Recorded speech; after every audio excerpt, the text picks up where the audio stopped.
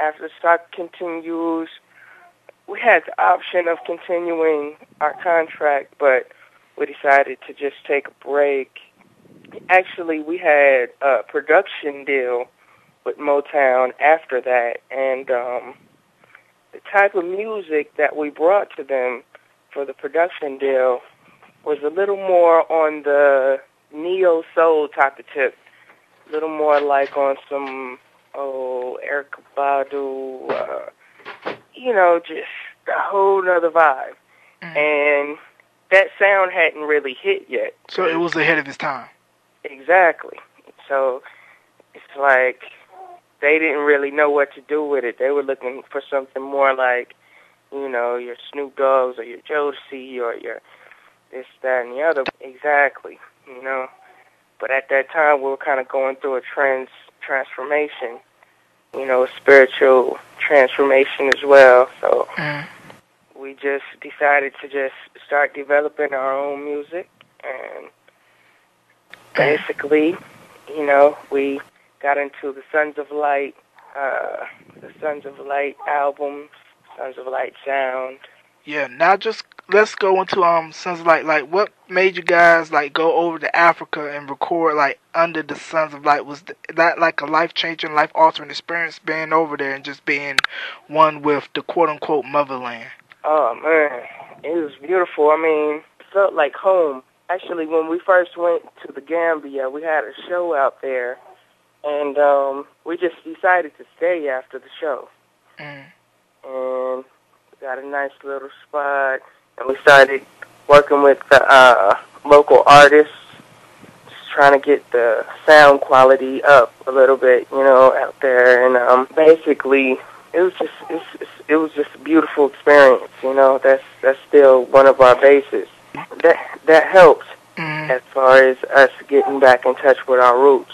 But even before we went to the Gambia, we started kind of changing our diet, meditating some, getting into some of the holy scriptures, holy books and things. Yeah, now coming off of that, basically you guys are getting your minds right. And at this time, a lot of people in the States were wondering, I remember the boys, they did Die My Heart. And you guys probably get this all the time, I remember I danced my first dance in middle school to Die My Heart, this, that, and the third. Are you still kind of surprised that people still remember you guys? Yeah. Maybe on some level I feel that way, but really I kind of don't, because of the fact that it doesn't feel like it's been that long ago. For me, it feels like it's just been a few years ago. You feel like yesterday you guys doing backflips and rocking the fades with your names in the back and all of that stuff. Now, I wanted to ask this question earlier, right around when your popularity was going on. How did you guys get on the show for Funhouse, hosted by J.D. Roth? Yeah, we just had some good agents at the time, so they linked it up. But that was real fun. That was a nice. A nice show to do. Yeah, I could tell it was a game show, and plus somebody must have had too much of a good time going through that obstacle course. I mean, you guys were everywhere during that period. Y'all was on Funhouse.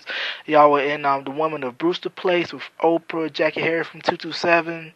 You guys had a pilot for your own TV show, which had Ron O'Neal, the late Ron O'Neal from Superfly, in there, and you guys on, I think, a few episodes of A Different World. So basically, you guys were everywhere during the height of your popularity. Exactly. Yeah, Debbie actually directed that TV pilot too, Debbie Allen. Who was Felicia Rashad's sister of Cosby Show fame. Now, what was it like for you guys going into this business so young, and you hear about the pitfalls of child stars, and it basically contributes to your parents and your surroundings that you guys are well grounded, that helps you avoid those pitfalls and trappings that normally come with being in a business that's very cutthroat and shady? Yeah, I mean, one thing I can say about that is it was a blessing that my father always had us. When we were young, we would pray every morning, and after that, we'd run up and down the stairs, or we'd go over to Dominguez College and run around the track early in the morning. It was just a strong discipline factor there, and also just having that God first thing there was just, I feel like that really helped us stay grounded and stay rooted. Mm-hmm. Yep, and it definitely shows. Now, what are you up to these days? Personally, I'm working on a solo album. My brothers are working with me too, and it's coming along. So everybody is basically doing their own thing. Hakim is doing his. Now, what is Tajh and Khiry up to? Tajh is working on a solo album as well, and Hakim is as well, and Khiry, he's mainly behind the cameras. He's doing most of the camera work for us, and also he's doing some camera work out there in Cali.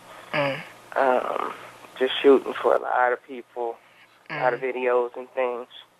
Okay, that's definitely good that everybody's still doing their own thing. Of course, y'all still talk to each other, because you guys are brothers, Exactly. So now, looking at the state of the music industry now, like, what do you think, is like the big difference from when the Boys, New Edition, and all of them was out compared to like now? It just feels like a different sound, you know what I'm saying? There was a different sound back then than now, and also, to me personally, from my personal synopsis, I felt like there was just more feeling in the music. Like, the more you go back, you know what I'm saying?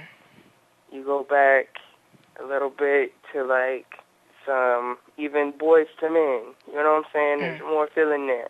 You go back to New Edition, there's more feeling. Go back to Jackson 5, there's more feeling there, Go back to Marvin Gaye, Al Green, you know what I'm saying? The further you go back, you know what I'm saying? So I guess it just seems like it's getting more watered down, possibly. Yeah. I kind of feel that way too, because, like, I think going back and listening to music from that period and further back, like you said, you had more emotion, more feeling. Also, too, I think the industry, it was political. It was political then, but not as political now as it was then. Like the politics of the label. More business, it's true. Yeah, and the people I've interviewed from the show, they've been telling me about the horror stories, sign a deal, basically end up only getting but this much and this, that, and the third, and basically just basically saying, like, it's a business first, and basically when you come into a business like that, not knowing your business lingo and things of that nature, basically you're going to be in for a whirlwind. It's true. Yep. That can really save some time, save a person from having to learn the same lesson that a lot of other people have learned by just, just studying about business, about the wording, that these people use in the business, and about what to do with money once you do have it, Right. Yeah. Now, going out on tour, like, when you hear the girls screaming, they have like the posters from the Word Up and Fresh magazines. You guys are like probably like, wow, man, like, yo, we are big time. You know what I mean? When you're touring and you hear all the girls screaming, and basically it's like, I like Khiry, I like Bilal, I like Tajh, and it's basically like, wow, hey, we're really big, but you guys seem to be grounded at the same time and very humble.